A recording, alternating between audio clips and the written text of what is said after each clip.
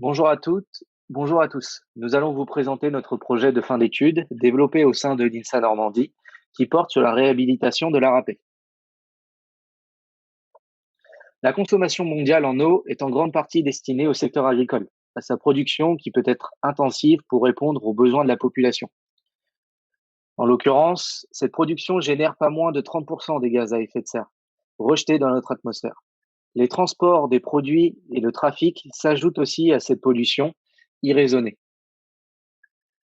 Des distances toujours plus longues et démesurées entre le lieu de production et de consommation pour satisfaire un confort quotidien qui s'applique aussi pour les produits manufacturés.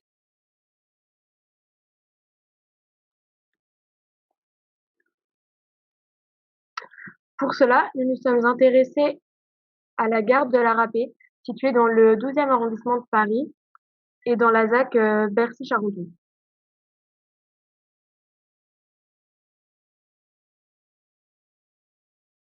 Cette réhabilitation a posé la question de comment conserver la valeur patrimoniale et historique d'un site en lui redonnant une fonction adaptée aux besoins actuels de la capitale.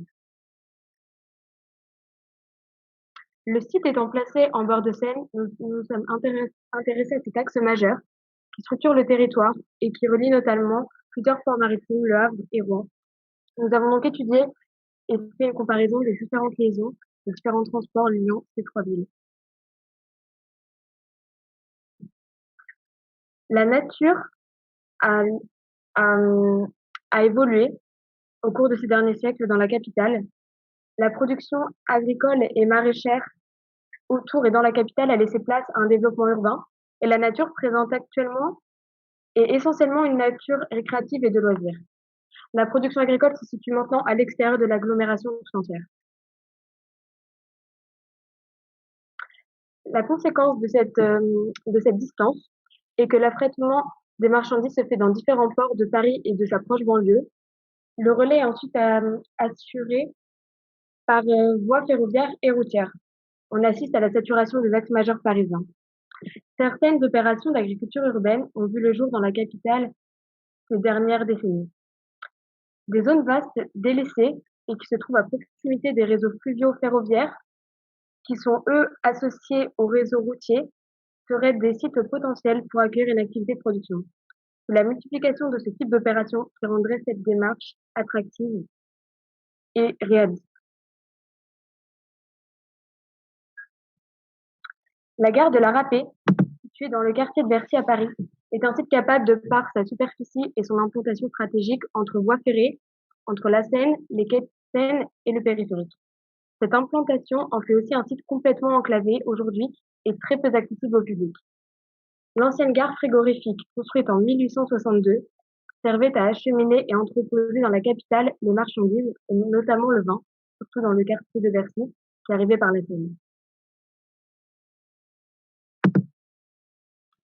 Avec un socle de 40 000 m2 composé de 6 tunnels de voûte en pierre, surmontés de 3 halles de 300 mètres de long, avec une charpente en bois conservée en parfait état, la râpée est aujourd'hui utilisée pour un usage de stockage d'artisanat et de denrées alimentaires dans sa partie inférieure, puis de logistique et de stockage dans sa partie supérieure.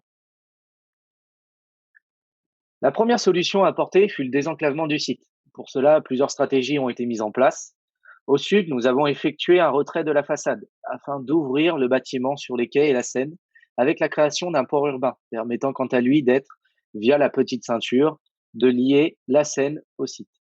Ensuite, d'est en ouest, la création de deux failles parallèles à la Seine pour relier le quartier de Bercy et la périphérie de Paris afin de rendre le site traversant pour des circulations douces et faciliter l'accès à différents modes de transport. La division des halles en trois permet de sectoriser le programme. Côté sud, on retrouve une partie logistique, non accessible au public. Les deux autres parties sont dédiées à la production artisanale dans la partie inférieure, puis à la production agricole, à des magasins d'artisans, des espaces de restauration et des espaces libres pouvant accueillir toutes sortes d'événements dans la partie supérieure.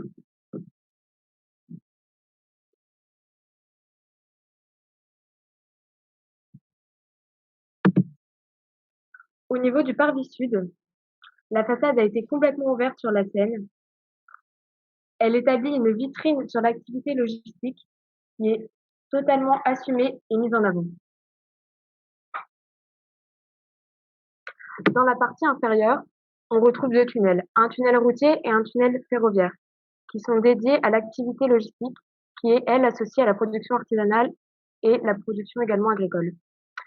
C'est dans ces tunnels et dans cette partie que le dispatching se fait dans les véhicules non polluants qui effectuent le dernier kilomètre dans Paris, des marchandises qui arrivent par les tunnels ferroviaires, mais également par voie fluviale. L'épercement du socle permet de le rendre praticable, d'apporter de la lumière naturelle et notamment de connecter les deux niveaux via les circulations verticales, puis accéder aux activités artisanales. Des dispositifs sont mis en œuvre pour contrer les poussées latérales des voûtes, accueillant de façon alternative circulation verticale et réservoirs d'eau de récupération des eaux de pluie en toiture. Au niveau de la halle centrale, nous avons adopté la logique de la rue. Une rue habitée, accessible au public, où le passé ferroviaire est mis en valeur, ponctué d'espaces de restauration et de commerces artisanaux, qui valorisent également la vente des produits issus du site. Les failles, elles permettent de fluidifier les circulations, de rendre le projet traversant et accessible. Dans un deuxième temps, elles le séquencent et répartissent le programme. Elles sont soulignées par des halles périphériques avec la même écriture architecturale que les principales. En l'occurrence, ces halles secondaires rendent la production agricole en bac de culture autonome. Dans la partie est du site, qui est bordée par un boulevard, un aménagement paysager a été pensé en composant avec les traces des anciens rails. Cet espace planté en dehors de sa fonction récréative est également une zone tampon entre le site et le boulevard, où l'on retrouve les accès aux transports en commun et les pistes cyclables. Côté nord, qui est actuellement l'unique entrée possible du site, on voit sur ce document une vue sur la production agricole extérieure en bac de culture, qui sont nécessaires car les sols sont imperméables et pollués par les anciennes activités présentes sur le site. En conclusion, ce projet ne prétend pas approvisionner toute la capitale en denrées alimentaires et produits manufacturés, mais c'est la multiplication de ce type de projet qui serait l'occasion de réinsérer des activités de production dans la capitale et de réduire les distances entre lieux de consommation et de production. Le potentiel de ce site permet également de conserver des espaces urbains vides, mais aménagés et surtout accessibles, qui seraient propices à une activité événementielle et à des rassemblements des usagers. Merci pour votre attention. Nous souhaitons remercier dans un premier temps les professeurs encadrants, Bertrand Vernet et Hervé Rattez, ensuite l'INSA Normandie pour l'enseignement apporté au cours de notre cursus, les étudiants de l'école qui nous ont soutenus et aidés dans les derniers instants, et enfin l'association de l'art urbain pour avoir apprécié notre projet et nous avoir désigné lauréat. Merci à tous.